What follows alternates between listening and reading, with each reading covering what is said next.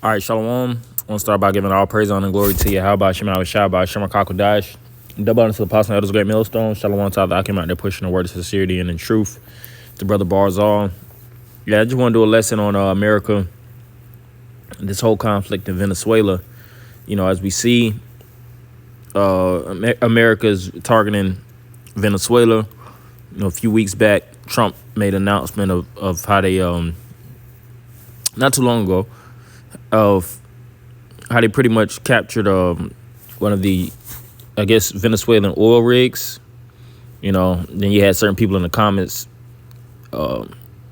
pretty much speaking negatively of the U.S., you know, for its actions. One individual had said, so we pretty much Somalian pirates now, you know, basically making fun of the United States and their tactics that they go by, because the United States is a warmongering country, you know, and they, you know, like the other day I was at a work, you know, individuals just speaking in regards to the U.S. and this, that, and the other, but they don't really know the underlying truth. And even if they do, it was, you know, white people or whatnot. Even if they do, they won't acknowledge the elephant in the room. They'll always go about what this country has done for them, XYZ, when this country has been established on murdering, treachery, robbery, you know, exploitation, and the list goes on and on. You know, that's the true fabric of America. So it says the $8 billion black market for Venezuelan oil is suddenly closing down.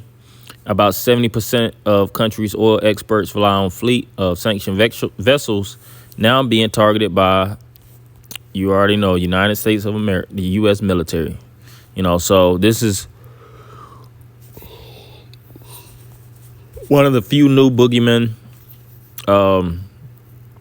that the United States has their interest in. You know, oil is big business. You know, that's why a lot of these wars is overseas. And then, you know, they'll have these politicians and they'll have media that is set up and designed to spin the narrative. But the truth and fact is that they covet these, like as it is written, they covet fields, man. So it says Venezuela has long used the same playbook as Russia and Iran to get around crippling American sanctions on its oil industry, tapping a shadowy fleet of aging vessels that carry crude to customers. President Trump's partial blockade threatens to devastate this black market, which U.S. officials say lines Venezuelan lead, you know, Nicolas Maduro's pockets. Where I got to get it. Subscribe. A lot of these so-called high-end media pages make you pay for it. I was just not, you know, in case of course, what is this? WSJ. It was another Wall Street Journal. Yeah, it was the New York Times make you pay too. I was just knowing that click it. The next thing you know, the pop up where you got to pay per month. But it says Trump orders blockade of some oil tankers to and from Venezuela. Trump demands Venezuela pay for seized U.S. oil assets after calling for blockade. Does the U.S. have any real claim on Venezuelan oil? So on and so forth. Venezuela to continue oil trade, Maduro says after Trump's blockade announcement. Yeah, so Trump is after the cartel. He's after Venezuela for their oil reserves. They still have problems within the U.S., illegal immigrants. The list goes on and on with Russia, China, these different nations that's receiving tariffs from, you know, that have received tariffs and things of that nature from the United States. So pretty much in the form of a resource war, you know, and you see these different nations are looking to build their own establishments that have no association with the United States, because they see that this man is playing a dirty game, and they're likely to suffer poverty, supplying the United States, because this is a big boy consumerism society. We stay here, for the ones that watch the videos and see within the country, of course. We stay here, so we already know oil interests, anything as far as resources. This man takes it for his own personal use, to build these businesses and these enterprises. Just seeing somebody speak about how majority of the lobbyists are oil businessmen. So these devils, they stand at the pinnacle of these political establishments, businessmen, these multi-billionaires, tech billionaires, and they push the agenda. And they do what fits their interest to fatten their pockets, And they'll, like I said, they'll never get on media and tell you exactly what they want to do. All right. They don't want other nations to have power. They don't want other nations to have full control, especially having mutual power than as the U.S. They would rather break down your establishment and set up a puppet government, But, through the spirit and power of Yahweh Shema Shah, he's raising up these different nations. A lot of these nations are outside of them creating financial treaties and things of that nature. They're starting to, fall into certain reserves. They're advancing their technology, as it is written, let the weak say I am strong, and they're starting to become more and more competitive in this race of in this arms race, so to speak. So this is Micah 2:2. And they covet fields and take them by violence in houses and take them away. So they oppress a man and his house, even a man and his heritage. Yeah, so you already know this is talking about the so-called white man. To covet is to desire the field, and the field in the book of Deuteronomy represents the world. And to take it by violence is to use force. So how do they take it by violence? They use the low IQ military men and fly their asses overseas after all this training, boot camp and things of that nature, after breaking their spirit. Just seen a video on that.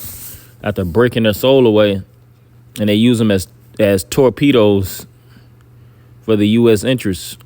All right, and after the job is done, they come back to the U.S. all broken and maimed and lame mentally as well as physically. And they see that they can't even really receive any type of support. Might get a token of appreciation, Purple Heart. Or, I think Purple Heart is more so to death. But they might get some type of badge, and they'll give them, they may throw some benefits their way. Give them a crazy check, so to speak. PTSD, or if you have, some type of mental, any type of mental, what's the right word of, pretty much have any type of mental schism, they'll give you money, and they might give you a form of therapy. You have to go to therapy and all these, all this BS. But this man will take all the resources from the countries, ship them to the U.S. and establish their businesses and their enterprises, and leave you broken, poor, and continue their campaigns onto the next countries. So it never fails with this individual. We see it time and time again. That's why I said, so they oppress a man in his house, even a man in his heritage, which is an inheritance. And we have been the most oppressed of Blacks, Latinos, and Native Americans unto this day. Unto this day, as it is written. When everybody gets a piece of the pie, they've been getting a piece of the pie since the beginning, all the way up until this point. We're still in disparity, and they're still targeting these different nations that's home of the God's chosen people, And that's why the Most High is going to redeem the children of Israel. You know, because they don't believe we're the children, because they feel like, all right, all of our actions have been successful. You know, our manifest destiny, all of our campaigns to break down the people, you know, keep them in this impoverished, low state, keep them dilapidated. You know, it seems like, you know, God is with us, pursuing the wisdom of Solomon in the 2nd chapter. You know, they feel like, all right, at the end of the day, if he was to, you know, do something, let's take action and see, as it is written. Matter of fact, I'm gonna read it since I quoted it, and I'm gonna close with that because I gotta go to work. But Wisdom of Solomon 2, and it says, Wisdom of Solomon 2:19. Let us examine him with spitefulness and torture, that we may know his meekness and prove his patience. 20. Let us condemn him with the shameful death, for by his own saying he shall be respected. 21. Such things they did imagine and were deceived, for their own wickedness have blinded them. Yeah, so this man is looking to push the envelope, so to speak. But guess what? Everything's going to turn around and bite him dead in his ass. You know, scriptures speak about how he has dug a pit, and he going to fall into the same pit in that which he has dug. You know, so that's judgment, where the Lord is going to balance things out for the sake of the righteous. You know, I just want to speak on that. You know, hopefully brothers and a few sisters edified, and anybody giving all praise, honor, and glory to Yahweh Shema Shai, by Hashem Rakakwadash. Double honor to the apostle of the great millstone. Shalom, Akim.